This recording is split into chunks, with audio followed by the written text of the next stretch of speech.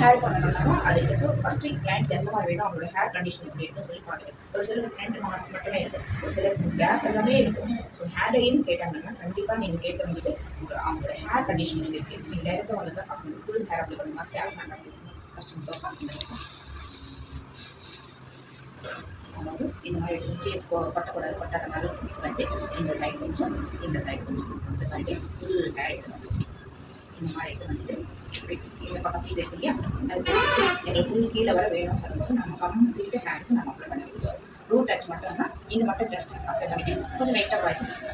Full hair வந்து கண்டிப்பாக இங்கே கொஞ்சம் கொஞ்சம் போட்டுட்டு ஃபுல்லாக நம்ம ஈஸியாக ஸ்ப்ரெட் பண்ணி விட்டுட்டு இது அப்படியே இன்னும் க்ளோஸாக வச்சுருக்கோம். இல்லைன்னா அவங்க நெக் எல்லாமே கருப்பிடும். நெக்ஸ்ட் கொஞ்சம் எடுக்கணும்.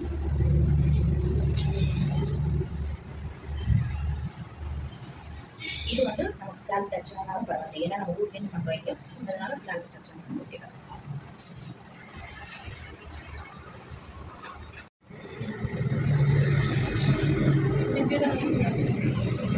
இந்த பக்கம்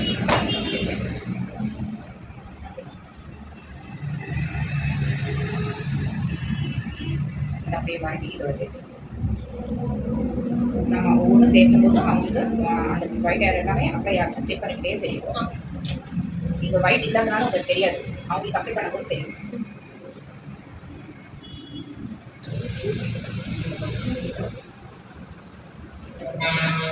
இப்போ